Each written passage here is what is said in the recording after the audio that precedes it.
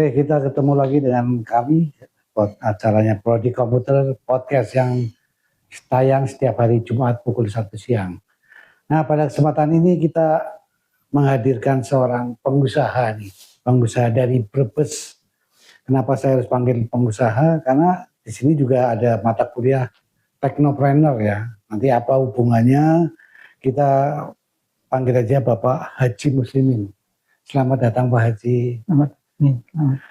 Jadi Pak Haji Amal ini memulai usahanya di bidang air ya Pak ya? Betul. Kapan itu Pak? Mulai bisnis ini di tahun berapa Pak? Saya mulai di tahun 2012 Pak. 2012 ya. Jadi bermula dari kami jualan air isi ulang, depot isi ulang. Oh, pertamanya isi ulang. Terus lanjut. Terus karena dorongan dari pelanggan untuk membuat air kemasan. Ya.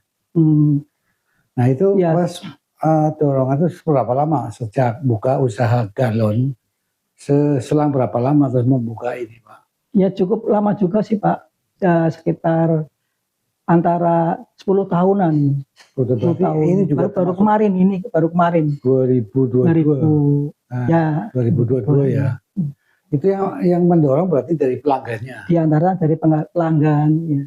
Nah, membuka ini kan berarti perlu modal nih Pak. Betul, iya. Dari mana Bapak dapat modalnya? Itu ya dari tabungan Pak sebelumnya, dari usaha depot air isi ulang itu sedikit demi sedikit kami tabung. Selanjutnya untuk melengkapi, untuk membiayai berdirinya usaha air minum dalam kemasan itu kami sebagian jual aset. Berarti kan beberapa tahun ini kan 10 tahun berarti bisa menghasilkan modal itu ya? Iya, alhamdulillah. Itu biar bisa buka ini. Nah modal yang awal yang dibutuhkan berapa itu Pak?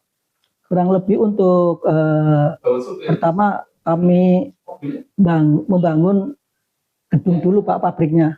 Ya. Gedung dulu. Ya, itu milik sendiri sudah. Itu milik sendiri. Ya. Nah, mesin-mesinnya tuh tadinya belajar dulu atau? Ya kami sempat survei. Sempat tadi banding, melihat-lihat pabrik MDK yang sudah berjalan. Oh, survei dulu ya. Survei ya. Nah, terus memutuskannya, oke, saya berani. Itu perhitungannya bagaimana Pak tadinya? Ya berawal dari data Pak yang saya peroleh dari media sosial. Ternyata kebutuhan air minum dalam kemasan di Jawa Tengah, khususnya di Pulau Jawa ini masih tergolong jauh dari permintaan. Oh, jadi memang sudah survei juga. Ya, dari data-data yang diperoleh, baru Bapak berani, oh ternyata memang kebutuhannya. Betul. Nah, tapi kan sekarang kita juga sudah tahu, air mineral yang raksasa itu kan sudah merajai. Betul Pak. Kenapa berani ini? Ya, kami terdorong justru dari situ juga, karena ternyata usaha air minum itu tidak hanya monopoli perusahaan raksasa saja, tapi ternyata setelah saya amati, saya analisa, kita yang kecil juga bisa, ya ternyata bisa. Oh, mau beralih ke segmennya ya mungkin ya. Mungkin betul. Kalau yang raksasa mungkin peminatnya menengah ke atas. Ya. Jadi Pak Amal ini menyasar yang ke bawah ini. Betul. Terus ini ya Pak, pembagian distribusinya ya, yang kadang tidak terjangkau oleh perusahaan-perusahaan besar. Ya karena ya jujur kalau menjelang Lebaran itu permintaan banyak sekali, dan perusahaan-perusahaan besar kadang-kadang kewalahan. Oh dari situ ya memang data itu penting berarti untuk bisa memulai suatu usaha ya. Penting. Nah di awal itu kan Bapak sudah invest di tanah nih. Ya. Mesinnya langsung dibeli. Ya kami inden Pak, pesan dulu ya, sesuai dengan kondisi tempat ya. Kami datangkan perakit custom, perakit mesinnya dari Surabaya, kemudian dianalisa, disurvei, baru kemudian dibikinkan mesinnya ya. Ya kemarin juga saya lihat mesinnya itu kan sudah canggih nih. Sehari itu bisa menghasilkan berapa itu? Kapasitas produksi yang saya punyai 800 sampai 1000 dus per hari. Dus per hari Iya. ya, yang seperti ini ya Pak ya? Kapasitasnya Jadi, betul, ya. Kapasitas satu dus itu Kapasitas kan produksinya 48 ya? Ya, 48. Jadi 800 kali 48 Oh, kurang ya, lebih sudah banyak 4.000 sekali ya. apa 40.000 itulah ya seharinya. Awal buka, Ya. awal buka itu laku berapa Pak? Ya pertama memang sedikit Pak, itu melalui perjuangan panjang kami harus menawarkan dan mencari satu model marketing pemasaran yang Ditangani sendiri itu. Ya awalnya ditangani sendiri, ya awalnya ditangani sendiri dan ya alhamdulillah setelah ketemu dengan tim marketingnya, ketemu dengan sales, ya kami sempat seleksi juga karena beberapa sales juga ada yang jujur, ada yang enggak. Jadi saya seleksi, kemudian model penjualan juga kami pilah-pilah ya. Ya. Ini luar biasa sekali pemirsa. Jadi di sini untuk bisa kita lihat nantinya kita saring untuk membuka usaha itu memang perlu belajar. Yang diperlukan pertama adalah usaha ini seberapa kita mampu mau menjalankannya. Betul. Seperti Bapak Amal ini Bapak ini survei dulu, baru setelah kuat baru langsung jalan. Nah di sini siapa sih Pak yang berperan sekali nih Pak dalam usaha ini Pak? Ya khususnya ya pelanggan awal isi ulang itu yang mendorong saya, dan kedua keluarga, ya istri, anak. Nah tadinya pas waktu survei kan si bingung nih, ya bagaimana cara mengukur, hitung keuntungannya Pak. Ini saya lihat kan investasinya besar, tanah, bangunan, mesin. BEP-nya itu berapa tahun Pak? Ya kalau berjalan lancar sesuai dengan rencana, ya bisa antara 3 sampai 5 tahun Pak. Kami perkirakan, insya Allah ya. Tapi dengan kontinuitas 800 per hari itu ya? Betul, terutama di penjualannya. Kalau penjualannya istiqomah di angka 500 sampai 700. Wah, standarnya 500 ya? Betul, iya. Itu kekuatannya berapa lama Pak ini Pak? Ini lama kalau menurut standar nasional itu untuk air kemasan bisa sampai 1 tahun atau 1 tahun lebih Pak. Ya. Bisa diceritakan Pak proses penyulingannya seperti apa nih Pak? Ini prosesnya itu dari air baku yang kami peroleh bisa dari supplier mobil tangki atau supplier lainnya ya, karena kebetulan kalau saya mengambil sumber airnya itu dari PDAB, perusahaan daerah air bersih ya, Tirta Utama yang dikelola oleh provinsi, PDAB provinsi. Ya. Dari situ saya suling, saya masukkan ke tandon, dari sebelum ke tandon, melewati proses media air. Jadi tidak langsung dari tangki ataupun dari sumber air PDAB, melalui proses mediasi dulu, lewat media karbon dan pasir. Ya sebelum masuk ke tandon, kita lewatkan itu dulu, baru kita tampung di tandon, kemudian masuk ke bak penampungan. Dari bak penampungan difilter lagi Pak, difilter lagi ya. Nggak dimasak lagi atau itu difilter ya, filterisasi ya, lewat media lagi juga, sama medianya karbon aktif dan pasir silika, sebelum menjadi ke tandon bahan setengah jadi. Itu berapa lama prosesnya? Cepat itu Pak? Cepat Pak, ya cepat sekali dari apa? Ya memang prosesnya seperti itu. Alatnya memang otomatis. Lewat pompa-pompa air yang disediakan di sana. Nah itu langsung layak bisa dikonsumsi atau diuji dulu Pak? Ya sebelum produksi biasanya enggak biasa, itu sudah menjadi satu standar operasional prosedur dari standar nasional Indonesia. kita uji dulu lewat mini lab yang ada di pabrik. Oh, Ya, sudah ada mini lab. sudah ada ya sebelum. Jadi produksi langsung ada mini labnya untuk Ya, mengetahui bahwa air ini layak dikonsumsi. diproduksi, dikonsumsi ya. Oh, Nggih. luar biasa sekali. Nah ini lagi Pak, sekarang cakupannya Pak, cakupan wilayahnya sekarang sudah sampai mana nih? Ya sementara kalau awal-awal sempat ke Bumiayu Pak, Bumiayu dari awal, tapi terkendala apa pemasaran di sana, dan waktu itu terkendala transportasi. Tapi untuk saat ini yang baru kami jangkau itu cuman Brebes, Tegal, Slawi dan Pemalang, 4 kabupaten. Sudah sampai situ ya Pak. Ya. Sudah jauh itu, berarti sudah pasti banyak yang tahu tentang tentang air mineral ini. Nah, dari proses ini Pak, proses-proses ini kan persaingan tuh banyak nih. Ya kita tahu yang sejenis seperti ini kan banyak sekali nih. Betul. Bapak ini jualnya ke warung-warung atau ke rumah makan Pak? Ya kalau saya amati dari tim marketing, terutama sales itu kebanyakan ke warung Pak, warung toko ya. Dan apalagi sekarang kan lagi marak warung Madura ya Pak ya. Itu bisa kadang-kadang sehari bisa permintaannya sehari sampai dua kali kiriman. Iya, 2 kali kiriman. Artinya gini, kalau pagi minta dikirim, terus sore saya minta dikirim lagi. Ada iklannya nggak Pak?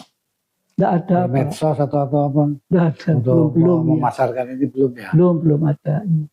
Nah ini Pak, tentang kualitas, legalitas, standar. Katanya standar SNI sudah ya Pak ya? Sudah, alhamdulillah. Cara ngurusnya gimana itu Pak?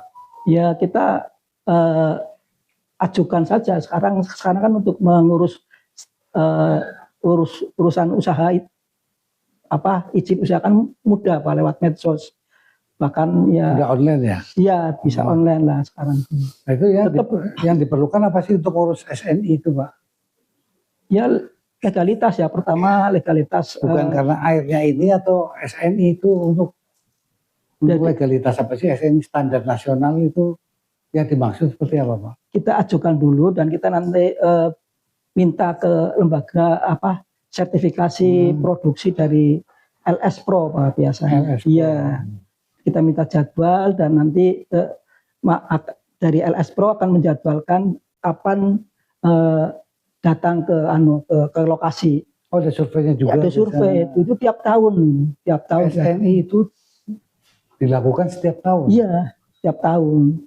Wah, butuh biaya juga dong Pak berarti. Ya justru itu yang ya menjadi satu kendala dari kami agar tidak mengganggu proses produksi. Harusnya memang dari pihak lembaga profesi ataupun pemerintah dalam mensyaratkan sebuah usaha kecil menengah itu jangan terlalu itulah. Ya harusnya kan ada batas waktunya 5 tahun. Betul, gitu kan ya. Betul. Kalau ini kan berarti setiap tahun ya. Setiap tahun, istilahnya surveillance lah. Ya surveillance lagi. Nah yang kalau ISO buat apa lagi nih Pak?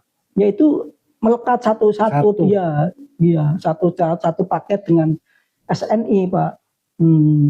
Karena standar nasional. Itu juga 1 tahun juga. Betul, sama.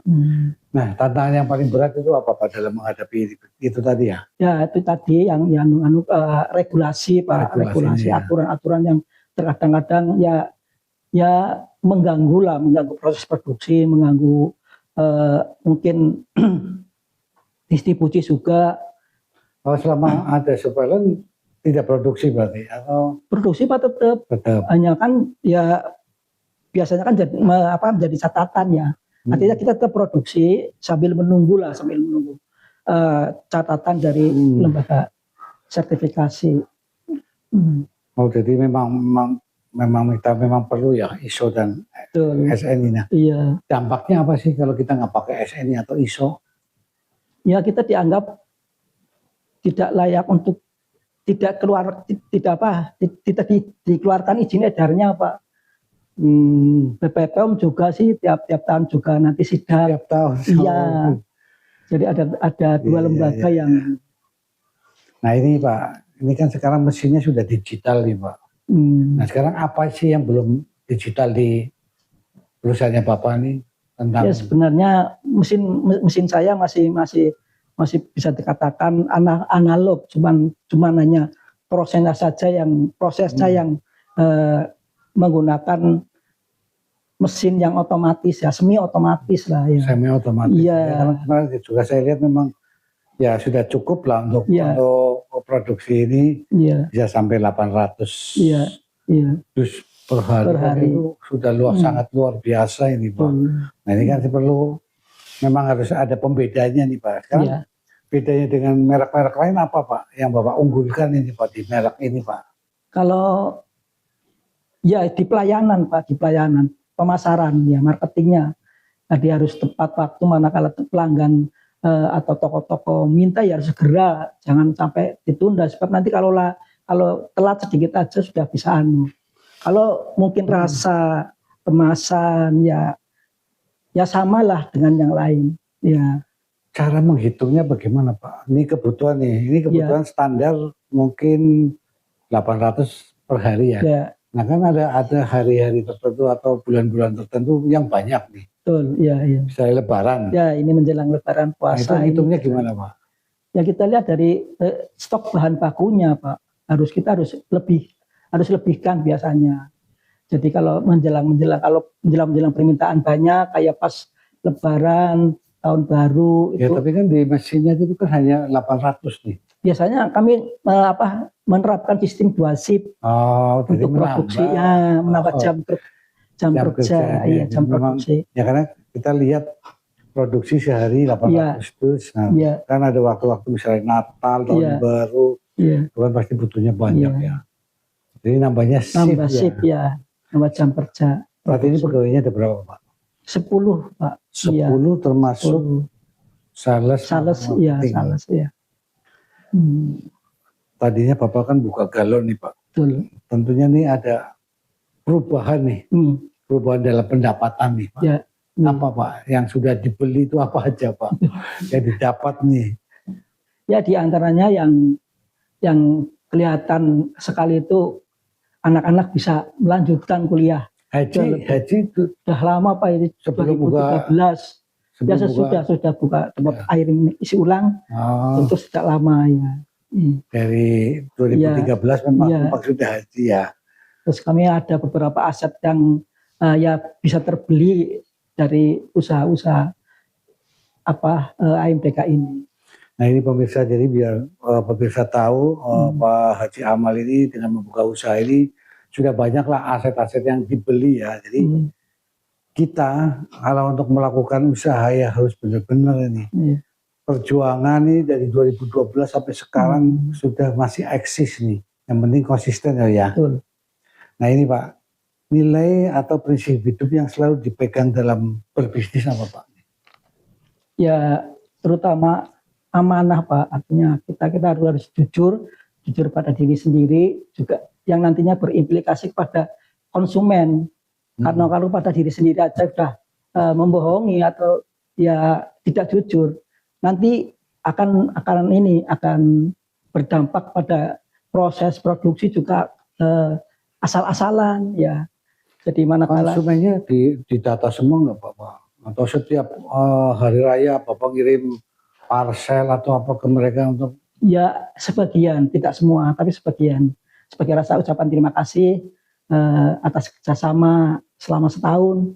Biasanya kami juga memberikan satu reward, tapi hanya pelanggan-pelanggan tertentu yang menurut kami layak diberi. Iya, layak diberi. Ada kriterianya ya Pak. Jadi tidak semuanya bisa tidak dikasih ya. Betul. Nah ini Pak, bisa berikan tips nggak Pak buat UMKM Pak? Agar mereka juga bisa memakai produk ini nih Pak. UMKM kan sekarang banyak nih makanan-makanan. Masuk nggak di situ Pak? Ada sebagian catering yang menggunakan produk kami, sebagian. Ya yaitu tadi pelayanan dalam mungkin antar jemput begitu Pak, harus tepat waktu, terus ya sedikit sih yang menawar ya, artinya harganya ternyata memang masih standar, tidak Nah, ini Kalau kan udah tergantung sampai pengambilan. Brebes, Tegal, Pemalang nih. Betul, iya. Kalau Pemalang itu ngapur setiap hari atau Enggak Pak, ada waktu-waktunya? ada waktu tertentu ya. Kalau Pemalang Iya. berapa? Seminggu berapa? Seminggu sekali, kadang seminggu sekali. Seminggu sekali Seminggu berapa sekali. banyak tuh, Pak? Ya antara 500 lah Pak untuk Pemalang. Taruhkan ya 500 dus. satu seminggu, ya seminggu sekali. Terus kali angkut atau berapa kali angkut? 2 kali Pak, iya 2 kali. 2 kali angkut karena satu angkutan kebetulan armada yang kami miliki hanya muat 250 dus. Iya. Jadi kalau Tegal lah setiap hari bisa turun ya. Tegal tiap hari, Brebes, Slawi itu bisa setiap hari ya. Setiap hari. Itu produksi 800 sehari. Habis semua Pak. Nah, ini yang menjadi kendala saya, memang tidak di samping juga tempat. Ya mungkin Bapak pernah ya ataupun lihat sendiri, memang tempat ya untuk menampung stok barang itu hanya kapasitasnya cuman 2.000 Pak, 2.000. Jadi hanya dua hari produksi, 2 hari setengah lah ya, 2 hari setengah produksi. Kalau mereka teman-teman marketing tidak atau libur, ya kami terpaksa produksi berhenti, off, iya. Karena kapasitas tempat atau gudang yang cuma segitu ya. Segitu. Luar biasa sekali nih pemirsa. Kita banyak terinspirasi dari Bapak Amal ini. Beliau dengan dari tahun 2012 sampai sekarang eksis di air mineral novel. Nggak ada bisnis lain Pak selain ini Pak? Nggak ada Pak. Full ini? Iya full. Ya. Hanya novel bisa menghidupi keluarga sama alhamdulillah ya. Rumah, mobil. Iya alhamdulillah ya itu. Anak-anak kuliah semua. Iya. Oke Pak, minta Pak tips buat pemirsa nih Pak. Apa sih pertama kali yang harus dilakukan sebelum usaha biar mereka tuh nggak gagal gitu? Ya kita paling tidak harus mengamati dulu usaha apa yang akan kita tekuni. Terus kemudian kita mesti harus menganalisa ataupun studi banding lah, survei lokasi, survei tempat dan pemasarannya terutama. Iya. Jadi kalau kita dari itu dua langkah kita sudah dapatkan, kita bisa menentukan arah bisa dilanjutkan enggak itunya niat kita untuk usaha itu. Ya. Tapi kadang mungkin buat anak-anak muda baru satu jalan misalnya baru setahun 2 tahun. Betul Pak. Mengalami kegagalan mereka. Kapok. Nah, biar nggak kapok ini gimana Pak? Ya harus kuncinya. Sabar dan harus mencoba terus melihat belajar dari kegagalan itu. Kita harus mengevaluasi dan memperbaikinya Pak. Artinya kita istiqomah dengan apa yang menjadi satu cita-cita target awal kita mau usaha. Jangan cepat putus asa. Harus berapa lama sih Pak kesabaran itu Pak? Itu yang saya alami itu untuk usaha yang ini yang sudah saya jalani dan beberapa pernah juga saya jalani antara 1 sampai 3 tahun Pak baru kelihatan. Kita bisa eksis gitu. Iya. Ya memang berarti modalnya besar dong Pak. Ya memang harus untuk gaji karyawan, pengoperasian maintenance mesin juga. Itu dari awal kita hitung dulu Pak, kira-kira kita bisa istilahnya bertahan sampai apa istilahnya goal itu terpenuhi apa enggak. Ya dengan amunisi yang banyak artinya disiapkan ya. Jadi memang sudah diperhitungkan dulu matang. Buatnya berapa tahun nih? Iya. Berarti modal juga sudah disiapkan ya. Iya. Karena menjual kan tadinya tidak langsung cash kan. Iya harus. Kalau saya cash jualnya Pak. Dari awal. Iya saya sudah cash. Karena berdasarkan pengalaman survei kami di lapangan, yang model-model konsinyasi, model-model titip itu banyak nyangkut di pelanggan, susah untuk nagihnya. Ditagihnya susah, Iya.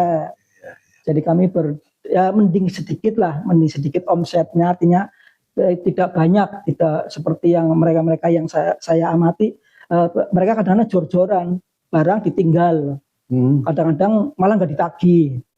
Lupa ya. Iya, lupa. Yang penting ini omsetnya terpenuhi sesuai target, ya gitu. Iya. Tapi akhirnya banyak nyangkut piutang di pelanggan. Ya, ini buat pengalaman. Jadi para pemirsa yang mau buka usaha ya kita harus memperhitungkan lah. Iya. Konsinyasi memang bagus, tapi nantinya kita yang repot nanti ya. Mendingan kita laku dengan cash dengan nilai yang sedikit tapi langgeng, lancar. Terima kasih Pak Amal, ini ternyata banyak sekali yang harus saya tanyakan, tapi karena keterbatasan waktu mungkin cukup untuk hari ini. Terima kasih atas hadirnya. Terima kasih. Salam podcast.